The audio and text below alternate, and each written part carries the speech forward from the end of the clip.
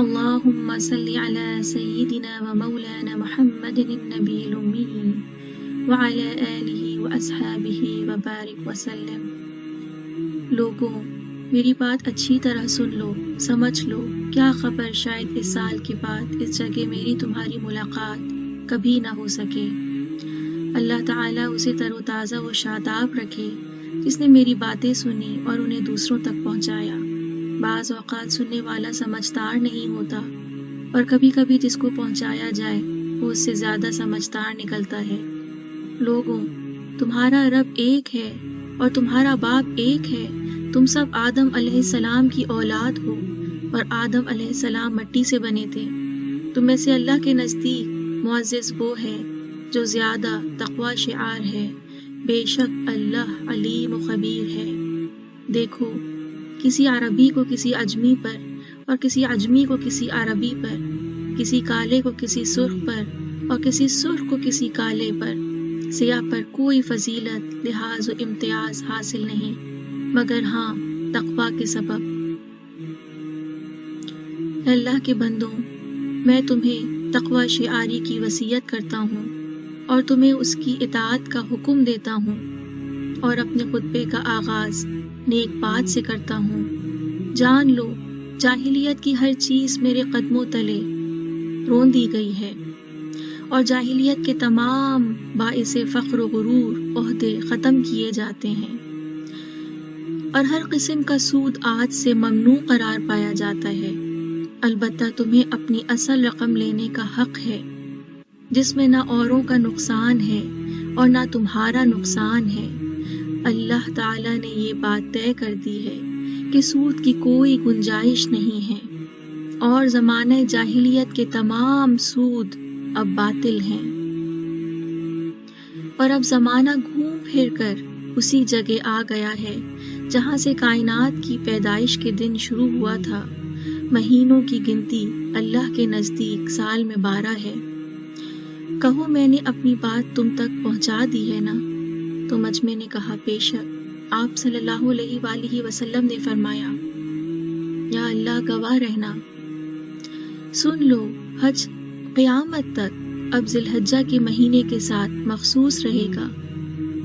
لوگوں، تمہیں معلوم ہے کہ تم پر کون سا مہینہ سایہ فگن ہے؟ تم کس دن میں یہاں جمع ہو، کس شہر میں موجود ہو؟ سب نے کہا محترم دن، محترم شہر اور محترم مہینے میں۔ تب آپ صلی اللہ علیہ وآلہ وسلم نے فرمایا، بے شک تمہارا خون ایک دوسرے پر حرام ہے، اور تمہارا مال، تمہاری عزت و آبرو، تمہاری کھال بھی معزز و محترم ہے۔ میری بات سنو، زندگی پا جاؤ گے، خبردار ایک دوسرے پر ظلم نہ کرنا۔ دیکھو، ظلم و زیادتی نہ کرنا۔ اللہ کے بندوں، میری بات سنو اور سمجھو۔ بلا شبہ ہر مسلمان دوسرے مسلمان کا بھائی ہے، اور تمام مسلمان بھائی بھائی ہیں، اور ہر مومن دوسرے مومن پر حرام و محترم ہے۔ جس طرح آج کے دن کی حرمت ہے، اس کا گوشت اس پر حرام ہے کہ اسے کھائے، اس کی عدم موجودگی میں غیبت کر کے، اور اس کی عزت و آبرو اس پر حرام ہے کہ اس کی عزت پھاڑ دے، اس کا چہرہ اس پر حرام ہے کہ اس پر تماچے لگائے جائیں، اور تکلیف دہی بھی حرام ہے کہ اسے تکلیف پہنچائی جائے، اور یہ بھی حرام ہے کہ تکلیف رسائی کے لیے اسے دھکا دیا جائے، اور کسی مسلمان کے لیے یہ بھی جائز نہیں کہ دوسرے مسلمان بھائی کا خون حلال سمجھے۔ مال مسلم بھی حلال و جائز نہیں، سوائے اس کے کہ جو وہ اپنی خوشی سے دے۔ مسلمان وہی ہے جو اپنی زبان اور ہاتھ سے دوسرے لوگوں کو محفوظ رکھے، اور مومن در حقیقت وہی ہے کہ جس سے دوسرے لوگوں کا جان و مال امن و عافیت میں رہے، اور مہاجر در حقیقت وہ ہے جو اپنے گناہوں اور خطاؤں سے کنارہ کشی کر لے، اور مجاہد تو دراصل وہ ہے جو اطاعت الہی کی خاطر اپنے نفس کا مقابلہ کرے۔ خبردار، اگر کسی کے پاس امانت رکھوائی جائے تو وہ اس بات کا پابند ہے کہ امانت رکھوانے والے کو امانت واپس لوٹا دے۔ देखो, अब एक मुजरिम अपने जुर्म का खुद ही जिम्मेदार होगा। जान लो, अब न बाप के जुर्म के बदले बेटा पकड़ा जाएगा और न बेटे का बदला बाप से लिया जाएगा। औरतों के बारे में अल्लाह से डरो, क्योंकि तुमने उन्हें अल्लाह की अमानत के तौर पर हासिल किया है और अल्लाह के कलिमात के तहत उनके सतर तुम्हारे लिए हलाल हुए। खबरदार, तुम्हारे लिए औरतों से नेक सलूक की वसीयत है, क्योंकि वो तुम्हारी पाबंद हैं। लोगों, जिस तरह औरतों के कुछ हुकूक तुम्हारे जिम्मे हैं, इसी तरह उन पर भी तुम्हारे कुछ हुकूक वाजिब हैं, और वो ये है कि वो कोई काम खुली बेहयाई का ना करें। और देखो, कुछ हुकूक उनके भी तुम्हारे ऊपर आयद होते हैं, मसलन ये कि खाने पीने, पहनने ओढ़ने के बारे में उनसे अच्छा सलूक करो। और औरतों पर भी ये है कि औरतें मारूफात में तुम्हारी नाफरमानी ना करें। लोगों, बेशक मुझे हुक्म दिया गया था कि लोगों से लड़ूं, यहाँ तक कि वो ला इलाहा इल्लल्लाह के कायल हो जाएं, और जब वो इस कलिमे का इकरार कर लें तो गोया उन्होंने अपनी जानों और मालों को बचा लिया, और बाकी हिसाब अल्लाह के जिम्मे है। अल्लाह के साथ किसी चीज को शरीक ना ठहराओ, और ना किसी की ना हक जान लो, ना बदकारी करो और ना ही चोरी करो।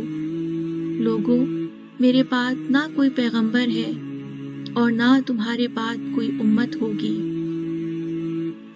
कोई नबी ऐसा नहीं गुजरा कि जिसने अपनी उम्मत को दज्जाल से ना डराया हो।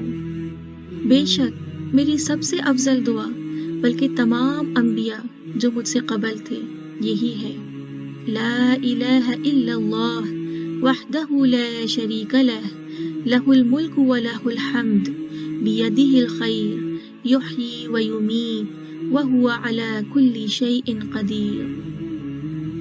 खूब सुन लो, अपने रब की इबादत करो, नमाज पंजगाना अदा करो, रमजान के रोजे रखो, अपने रब के घर का हज करो, अपनी ज़कात खुशी खुशी दिया करो, अपने हुकाम की इताअत करो और अपने रब की जन्नत में दाखिल हो जाओ। अल्लाह से डरो और लोगों को उनकी चीजें नाप तोल में कम न दिया करो और मुल्क में फसाद न करते फिरो। खबरदार, दीन में गुलू से बचो, इसलिए कि तुमसे पहले जो कौमें थी वो दीन में गुलू की वजह से हलाक कर दी गईं। लोगों, देखो, शैतान इस बात से तो बेशक बिल्कुल मायूस हो चुका है कि तुम्हारी इस सरजमीन पर कभी उसकी परस्तिश की जाएगी, मगर चौकन्ना रहो, वो इस बात पर भी राजी होगा कि उसकी परस्तिश के सिवा छोटी छोटी बातों में उसके इशारों की तामील की जाए। बस अपने दीन और ईमान की हिफाजत की खातिर इससे बचे रहना। लोगों, अल्लाह ने मीरास में हर वारिस का हिस्सा मुकर्रर कर दिया है, इसलिए वारिस के लिए तमाम माल में वसीयत करना जायज़ नहीं। चुनाचे किसी को 1/3 से ज़ायद माल की वसीयत का हक नहीं है। सदका दिया करो, इसलिए मैं नहीं जानता, मगर शायद तुम आज के बाद मुझे फिर न देख सको। अल्लाह के नाम पर झूठी कस्में न खाया करो, क्योंकि जो अल्लाह के नाम पर झूठी कसम खाएगा, अल्लाह उसका झूठ जाहिर कर देगा। लोगों, इल्म में से जो कुछ हासिल कर सकते हो ले लो, इससे पहले कि वो समेट लिया जाए और कबल इसके कि इल्म को उठा लिया जाए।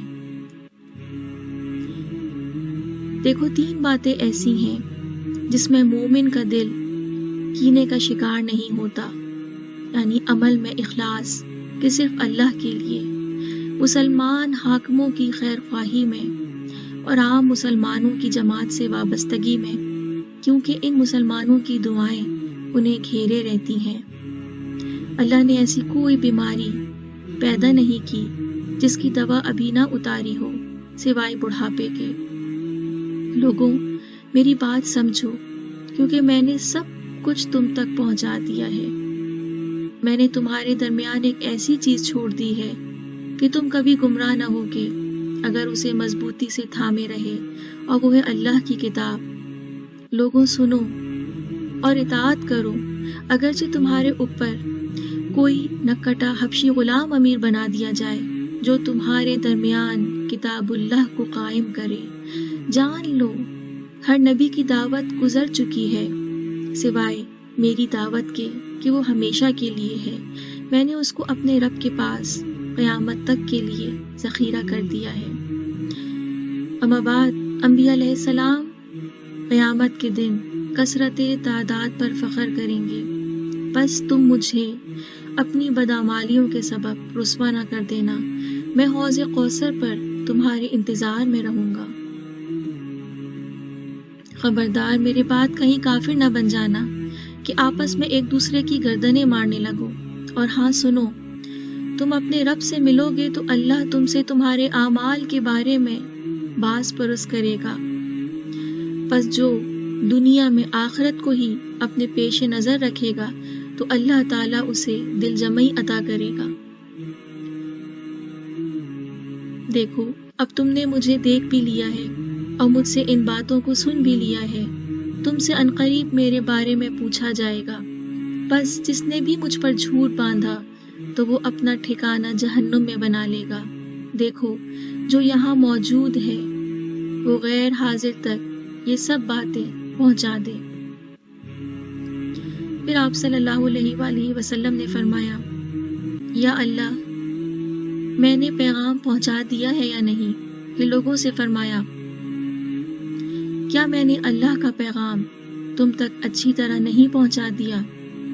دیکھو کیا میں نے تعلیم و تلقین دین کی انتہا نہیں کر دی؟ تو سب نے فرمایا بے شک بے شک۔ تب رسول اللہ صلی اللہ علیہ وآلہ وسلم نے فرمایا، یا اللہ گواہ رہنا، یا اللہ گواہ رہنا، یا اللہ گواہ رہنا۔